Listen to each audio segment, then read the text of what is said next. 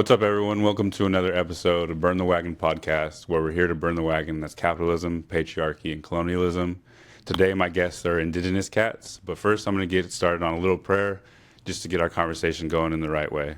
I want to send love to anybody out there suffering from mental health issues. I want to send love to anybody suffering from domestic violence issues. I want to send love to any of our unhoused relatives. I want to send love to the earth and the land that we come to today on, and that's in Tongva territory. I want to send love to any of our relatives out in Sudan, the Congo, Palestine, Venezuela, and anywhere else that colonization has interrupted the indigenous people and the land. So thank you guys for tuning in today. My guests today are the Indigenous Cats, a dope-ass rap duo. I just want to start off asking you guys kind of where you guys are from, and we'll go from there. Thank you for the prayer, by the way. Yeah, that was yeah. beautiful. My name's Calm, and this is my partner. What's up, everybody? My name's Ina. And yeah, we're excited to be on. Yeah. So where are the Indigenous Cats from? We stay out here, like in the Valley area, like 818, Los Angeles to Santa Clarita. Like we're in this area where we live at the moment. I'm Salvadoran and Guatemalan, and we love our indigenous people and community. That's what we represent all over the world. And yeah, we about it. About the resistance, about the movement, about the gente, about the planet, about Mother Earth. That's why I love your prayer so much, connecting with the elements and just giving thanks to all our gente, going through it around the world. There's a lot going on, and that's what our music's about. Much love. Yeah, I'm going to pass the mic to Ina for a little bit. So my indigenous roots, as Indigenous Cats, we acknowledge that word indigenous is acknowledging all indigenous people, right? So my mom, she's Filipino, and actually my dad, he's white, so I'm a halfie, so I'm also representing those people out there that are half indigenous, right, or half something, and also being able to bring a light to people and reclaiming their indigeneity, no matter where you come from, and you still have that blood in you, so representing the halfies. So yeah. I connect with that because I'm also like half white too. So like that happens a lot. It's like probably a common topic on this podcast is like people dealing with that that identity crisis. Being able to so yeah. I identify with that for sure. Hey, may I ask both of y'all where we're from, though? Like the other half. The other half. So like I was adopted from the first day I was born by my mom, who was a Pomo woman. So like biologically, like I don't know much about that side of the family, but I do know my biological mom is white, and then I'm pretty sure anything other because like the brown skin is where I get on my dad's side. So I'm pretty sure he's like either Mexican or indigenous from somewhere. Oh, that's powerful. Yeah. Yeah, actually, my roots are like Mediterranean, Russian, and then yeah, my mom's straight Islander Filipino from the Philippines. That's tight. Yeah, and honestly, acknowledging that we come from our mothers too, I think that's a really powerful thing. So it's like someone's like, "Where you come from?" I come from the womb. No, but yeah, representing, and I used to be like really shy about sharing that information, and it's just something that I'm learning that it's integrated somewhere deep in us, and it's sometimes people need to be uplifted, and if we have to kind of walk that path so we can uplift other people too. Yeah, I agree. Like being that one person or encouragement for other people to speak out. Yeah, and I'm not shy like to be like, F white supremacy, because that's a fact. Like even if you are white, you can still acknowledge the hurt and the pain that white people have done. So even if you're white, you could still stand with all colors, all indigenous people. So yeah. No, I absolutely agree, and that's like with like the podcast, like capitalism, patriarchy, and colonialism. We can all benefit from getting rid of these things. You know what I mean? So yeah, I wanted to ask because I read in an article, Ina means something in the Filipino language, correct? And what does that mean? So it means mother. So like there's like different ways you can call your mom in Tagalog or whatever dialect you use in the Philippines. Ina is one of them. Nanay, and a couple other ones. I'm forgetting them, but I really liked Ina because it was just a beautiful representation of who I strive to be. I always strive to be like nurturing and caring for animals, for people, always, even since I was a young girl. So yeah, Ina kind of just fit. And it's also just like being able to mother myself, you know, and mother the music that you know, flows through me. So kind of setting that tone. Yeah. You know, so yeah, and same thing with like Indigenous Cats. It keeps us on a certain path. You know, we can't be like messing around, you know, doing drugs or stealing when we have such a powerful name, you know. Yeah. Yeah. So it teaches us. That's what I was gonna ask. Is like, at what point were you guys like, okay, Indigenous Cats is what we want to go with? You want to share? Yeah, that was beautiful, by the way. Yeah. Indigenous Cats. We were, let's say, grew up in our own way, you know, in you know, our own living in childhood. But when I was first introduced to Indigenous ceremonies, it just reawoke something in me. It reminded me of who I was. Then I started looking into what happened in the past. You know, people were Indigenous. They got taken to schools, either killed. My mom grew up in that era in Salvador where you were Indigenous, it would just kill them. You know what I mean? It was nasty time. So they all became Catholic. Yeah, 13 bodies a day, she said, going home. And, you know, they became Catholic because of it, you know, things like that. So when I first went to my first ceremony, I was like, what is this? You know, I met a OG homie, and he was all, you know, decked out. He had his on, and he always brought the raven with him. And I was like, he took me one day. He's like, I like you, man. He brought me, and I was like, what is this? And then it just reawoke something in me. It healed me. It taught me to walk a certain way. It was a big purge of a lot of things, of habits, and just slapped me around. And I used to rock this hat, said Indigenous, and me and Ina, we knew each other, but we became partners. And Yeah. We were like rocking. I was rapping. For a long time we did. Yeah. And I was rapping, and she was singing, and then we decided to collab, and it just came to us. She was like, I was like, Indigenous. I want something with Indigenous, and she was like, Indigenous Cats. And So he came up with Indigenous, and then I came up with Cats. That's tight. So I guess to make it easy. Yeah, team effort. Yeah. yeah, but for us Indigenous, we love Black community, Native community, Asian community, India. We love Indigenous communities, Middle East, all over the world, because the struggle is the same. And you know, whether it's been colonized, your culture taken away, your tongue, your resources, your culture, your voice, your spirituality has been blocked off. I mean, there's such nasty histories, and it's still going on today. And that's what we represent. Indigenous Cats, aware, focused cats, you know, just came because it kind of has a little hip hop to it. Yeah, you know, yeah. Hey, what's up? That's Yeah. my cat right there. Yeah, That's my I dog, like you it. know? So that's where it came from. But we love the Indigenous communities, and that's what we do. We represent for all Indigenous communities around the world, and we love all cultures, and we listen to all cultures. We respect all cultures, and you know, at the end of the day, we're some underground hip hop cats that love our Indigenous communities, and that's where it came from. And I got 8 cats, so anything cats, I'm like about. But I wanted to ask you about El Salvador, because Spanish it's what's spoken now, right? Yeah. But like in that area, is there still like anybody speaking the indigenous language that was there before Spanish colonization? Salvador's tough.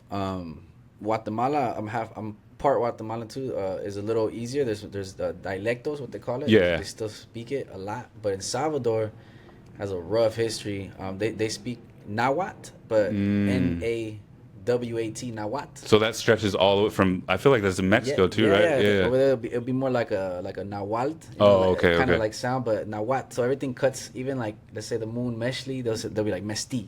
It kind of cuts a little different for Salvador. But there is in cultures, but since MS and 18th Street, the gangs over there were so like infested. That, I mean, dude, you couldn't even go. I can't wear a hat. Yeah. Tattoos covered up back in the day, because we would go. Ina's gone with me, and so the indigenous communities would kind of hide. You'd have to go certain places and you can find them, but it was very rare. So and then after, imagine back in the day with my mom, she's not that old, and they were just killing them. So they hit out, and but yeah, there's a lot, and there's communities on Facebook and stuff that build back. But from what I've learned is Pipil y Lenca. Pipil Lenca is what we represent in the Salvi culture, and then Guatemala again is different. Guatemala has a lot of dialecto. They still speak their native tongue. In Guatemala, I have homies that speak straight. They call it dialecto, which I would say is Mayan for me, but from lack of the proper word. But yeah. So in your area in Guatemala, you said it was what would be the tribe? Or like indigenous people in the area? Mayan. Okay, yeah. It'd be Mayan. But you know what? I'm not too connected to my Guatemalan side because on my pop side, and I had a rough history. So it's just been, everybody had but that's just been my side. So I've only been there once in my lifetime. So yeah, like you said, it's hard. Like, and I think what's dope is like a lot of people are like trying to reconnect. In ways, right? Like I just recently learned about Nahuatl. Like I didn't know about it until like recently. So it's like a dope thing to be able to like have people reconnecting to, and it's like a strong surge of that right now. We're amazed. Just somebody said, I can't believe you from the res, and then like the way you live is so special to us because we come from this jungle city, and it's just like so congested. Man, I'm like, this is my first time down here, and my brain, like I said earlier, like it feels like a damn GTA game. Like I'm tripped out, man, like straight up. But yeah, like it's a trip to go from the redwoods. So I definitely want to have you guys come up that way and like show the difference. It's because it's cool to be able to like have these connections of different backgrounds all together. It's like it's our responsibility to carry out what we can, because now it's the American way, and the American way is trying to filter all these beautiful traditions and cultures. So yeah, learning the language, whatever language your ancestors come from, I feel like that's so important, and it's so hard too, because it's a whole new language. But yeah. So yeah, you're absolutely right. Well, because for us, like, there's certain words I'll pronounce to my mom, and she'll be like, "Oh, you didn't pronounce that right," because there's a certain way you're supposed to say it. Like, and like being English speakers, our tongues can't like do those like because it's like lost. Like you said, taking our tongues away from us.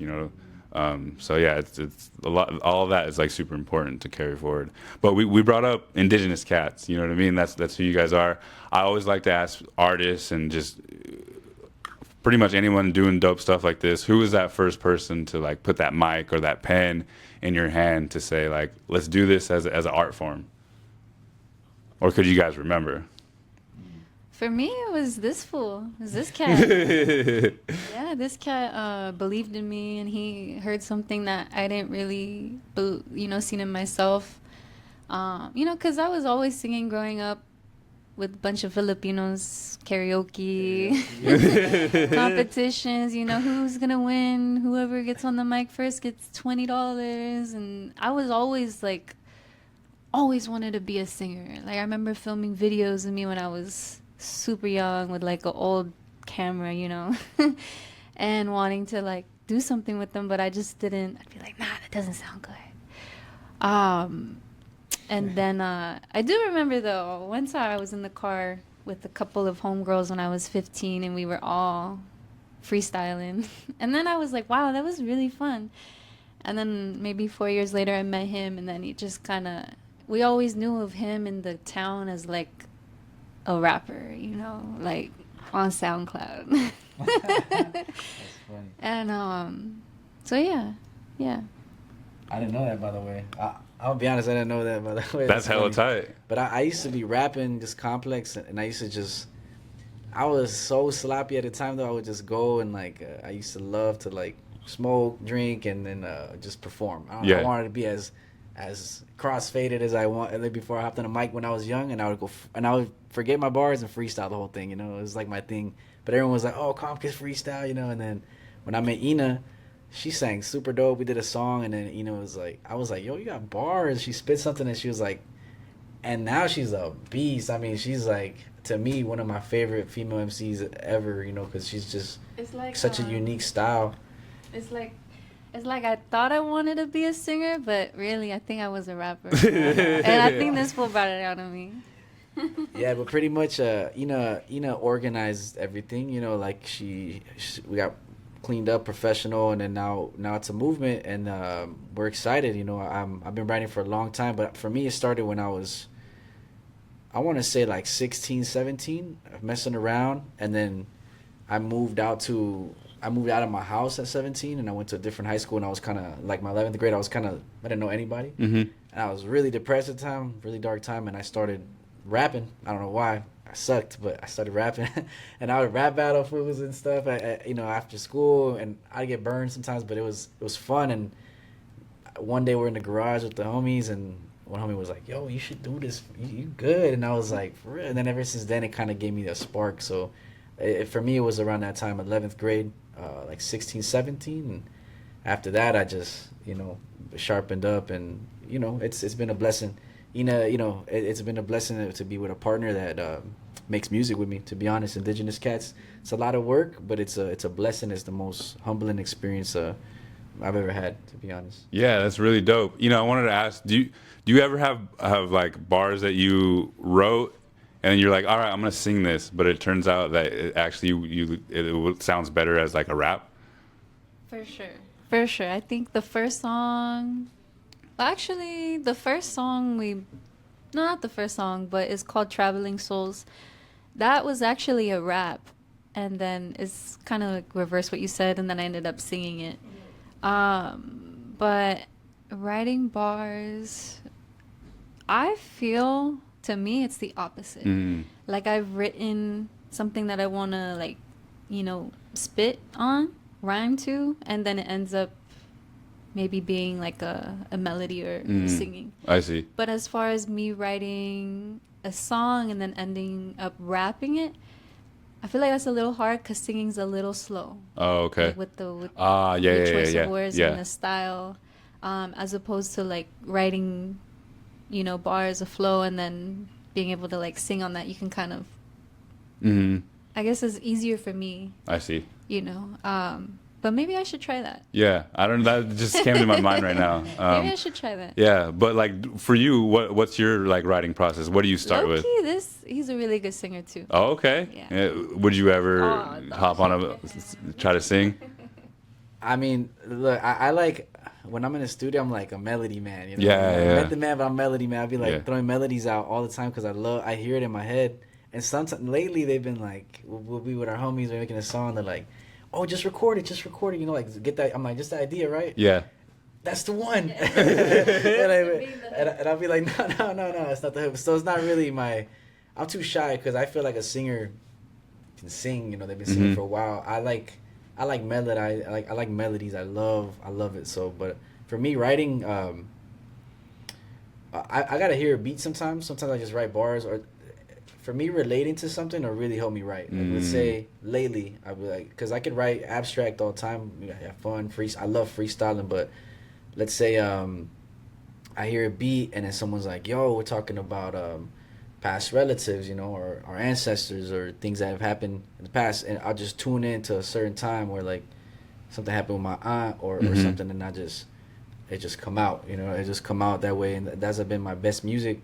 Or if we're talking about something going on, like, Palestine, something going on, Congo, or, the Native communities missing and murdered, they're just women. What we're talking about that moment, I'll tune in to a certain energy of what's going on with a family or something, and I'll just write, and it gets me writing, creative, and then always, I don't know if you guys, if for school, for example, I sucked at this at school, but when you write an essay or something, you never reread your essay.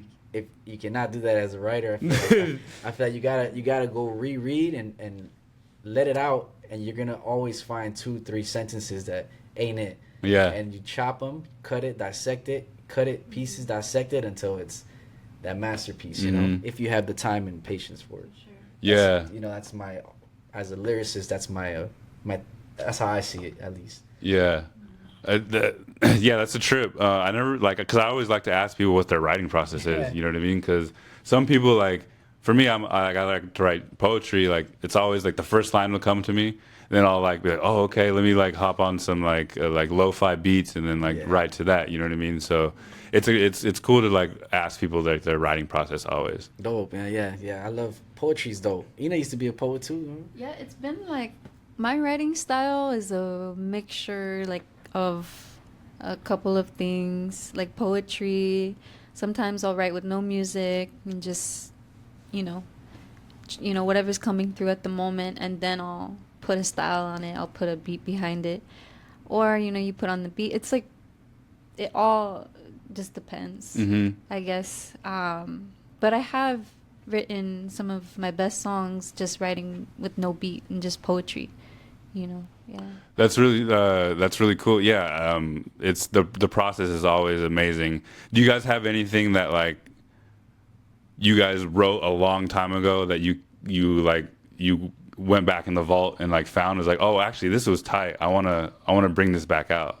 Yo, Ina got like some R&B hooks that are like masterpieces, and I'll be like, yo, can you run one of those back? Maybe it's for this beat. We're trying to find a beat for it. We have not found the beat for it yet. Ina has these R&B. I'm just like, what? That's crazy. And then sometimes it'll finally fit on the beat. Because Ina got some crazy R&B. Yeah, so some crazy R&B hooks that just timeless. When you hear something timeless, yeah, keep it until it works. For one day. But yeah, I've had that too. I've had a set of bars that finally went on a track years later. Yeah, that's a trip. Sure. Yeah. When you have an idea, you write it down, and it'll come out eventually for the world. Yeah. When it's time.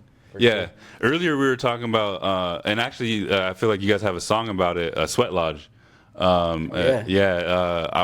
like want to ask because like for me, I've never done it, and that's something that's honestly been coming up a lot lately. So just like, when did that start for you guys? Probably when I was around like 2019, and with the homie. Yeah. Standing Bear was his name, OG homie. Introduced the raven, like he brought a raven feather for the first time. I was working at a weed shop, and it just took me out, man. I went to the ceremony, and then it was just a different experience and a big purge for me. And I hope all the gente can go one day, it's a beautiful experience to connect with the elements. You give thanks to the water, earth, fire, stones, steam, the air, Mother Earth, the sun, the moon, the energy. It's a beautiful experience. It's something that our ancestors kept, and it's to me it's a geometric space shuttle that opens up a portal to a certain altar and certain energy for you to heal. And once you go through a certain purge, people that are helping you, you can then send prayers. And I think it's everyone's own experience. The sweat and tears and everything you have in there is your truth and your confidence of what you are. That's why when anyone tells me anything, I'm like, I know I'm happy with what I am inside me, because I've sweat and I've prayed for what I am becoming. Yeah, and I'm happy for that. And my prayers all the time. Like, there's so much going on in the world right now. I feel like it was so sad. It's still in Palestine, and people in Congo just getting massively abused. Poor, like I hear this, like women out here get abused, and kids, and men just get taken out. It's so sad. It's so sad. And but it's been happening for a long time, and our ancestors still kept these traditions, still kept the language throughout all that. And why not represent that? Why not pray for it? Why not involve ourselves in community like this, like what you're doing, like meeting you right now, what the homies are doing with the show. We had an event coming up at the end of the month for resistance. It's you gotta come out, you gotta support the gente doing it, because that's what they're doing. They want to feed back to that to the people, resist against a system that just exploits, and see money, and they'll chop anything to go get some money. So to me, that's what the lodge has been a reassurance of my own path. And it's a blessing. Yeah, man, that was beautiful. I just came out. Yeah. Touched that. That was really beautiful. Yeah. Thank you, man. Yeah. I think when I met Calm, he introduced me to ceremony, in that way. And I'm just a a humble visitor when it comes to sweat lodges, just because it's not where my people come from, and I'm just thankful to be, and I'm humbled to be a part of and to witness such beauty. To keep me in prayer. Because I struggle a lot internally, and I think that's why music has come, and I'm able to just kind of just have that be my outlet. So, it's just a beautiful way to just pray. Honestly, I think that's the core is prayer. Whenever you're in that space, it magnifies.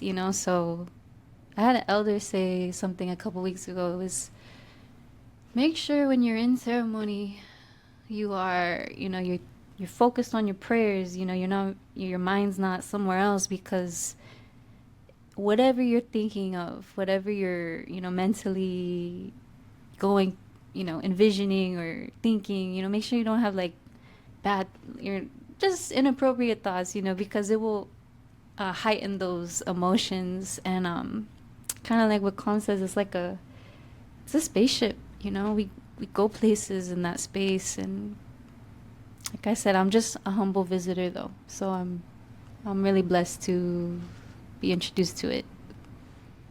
It's helped me a lot. Yeah, I think a lot of people definitely benefit from those spaces, and will benefit from those spaces if, like you said, they're able to experience it. And I think we all should try some type of medicine and some type of ceremony to get us to those spaces of prayer, like you're saying. You know what I mean? To get away from the things internally, because I think like you said, like I connect with that too. Like I struggle internally too, and being in these spaces really like brings me out of that, like what's going on in here for those moments. You know what I mean? So very, very important for all of us, no matter where you're from, to be involved in some type of ceremony. Yeah, I wanted to add to that too. The like sweats. There's so many ceremonies out there, so many cultures, so many traditions and practices, and they're all the same. Like and it's just your connection to spirit. It's your connection to your path. It's your connection to Creator and the elements. And there's so many ways. Yeah. Like it's just, this is one way our ancestors left for us. That's a blessing. There's so many different paths, and we need everybody right now. All of us connected, all of us praying, all of us practicing and getting better, because man, the system's strong. They're trying to take us out, and sad. So we need all of us, no matter what you practice, but as long as it's towards life, elements and life, life. I mean, farmland or people, culture, life. Producing life, not money, not death, not things that are dead and just currency. So 100%. Yeah, 100%. And if you ever experienced a sauna out there, give thanks to the native communities, because that's where they got it from. But you mentioned we got a show coming up this month. The 24th, Neighborhood Kids, Santa Cruz, California. Have you guys been to Santa Cruz before? I've been there, but definitely just like cruise by. Nothing too. I don't know about it. I went with Calm because he's trying to pick up some parts for his car. Sometimes he be driving 5-6 hours just to pick up wheels or tire, because he's a dedicated car head. Yeah, he's in that field. Shout out to the Neighborhood Kids though too. We're super excited. Santa Cruz, please come out to the show, support the homies. Everything is going back into the community, so everything made, so it's a beautiful event. Please come out, it's gonna be dope. We got some special performances, especially with the kids, super excited. So we got some new music we're gonna perform. We're gonna have merch. We're gonna be giving out some stuff, so please come out. Please come out. Yeah, and the tickets will be in the link in the bio. It's gonna be super dope. I'm super excited. Yeah, it's a dope lineup. I'm really excited to be opening up for our really good friends, the Neighborhood Kids, and then everyone on the lineup. I know there's Lil MC, Shine Light, and then I'm excited to meet new people that we haven't seen. But we'll be there. We'll be there all day. Make sure to get your tickets, yo. It's gonna go to it's going to a good cause, and it's really important to if you want to give back to your community, buy a ticket, yo. It's gonna be going back to the community. So yeah. And a portion goes to farm workers too, correct? Yeah. So that's another dope aspect of the show. We're trying to give back to, because Santa Cruz is big on we feed the world. We were talking about this earlier. Is that part of the California feeds a lot of the world, especially with fruit. So. Yeah, definitely. And then we personally were meeting and met people running the event and explaining things that they're doing in the community and their plans. And I mean, you want to support them, yo. And I mean, if you know us, won't be fake about that, because it's a beautiful thing.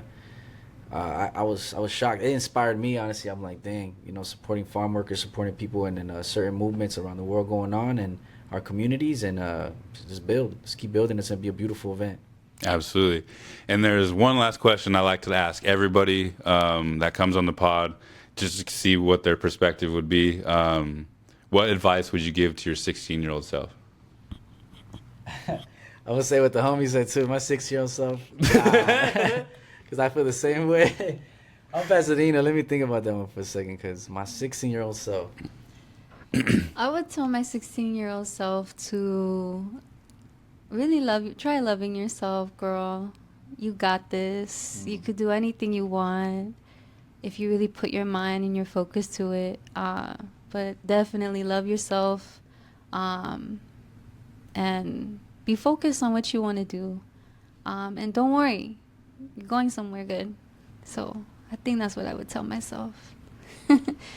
And probably more, but maybe I'll let him say a little more and then I'll add on. 16, I was thinking about right now, I would definitely tell myself that MCing is what you're going to do. Rap hard, or go harder than ever before, because I was already starting to rap. Like, you got this. And then certain situations that I had in my crib, I was like, just cut it now. I was going to cut anyway.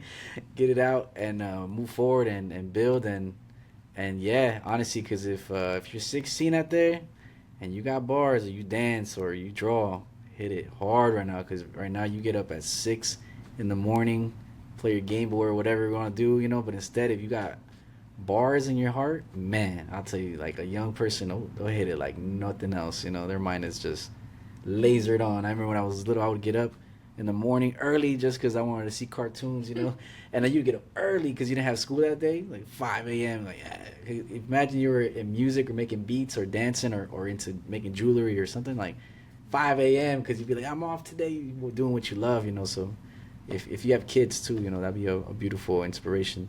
But yeah, I would say rap harder. Yeah, and I would definitely tell myself to stop messing around, for sure. Yeah, I know we joked about that earlier, but it's true. Like, when you're 16, you be doing some rebellious stuff. So yeah, I would tell her to stop messing around, get focused, wake up at 5 a.m., do your exercises, do your stretches. Yep.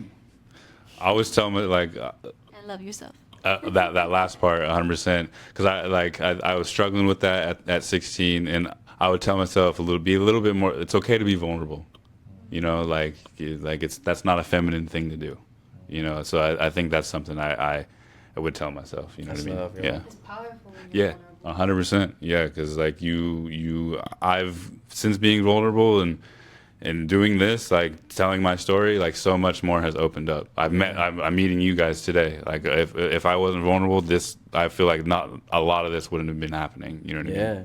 So That's beautiful. Hey, just to add that, you just reminded me, like, during that time, it was a really kind of depressing time. And, honestly, for anybody going out there through a super depression, because sometimes you meet people and they're like about it. They want to kill themselves already. Like, I recently had a homie tell me, I was like, what? I had no idea.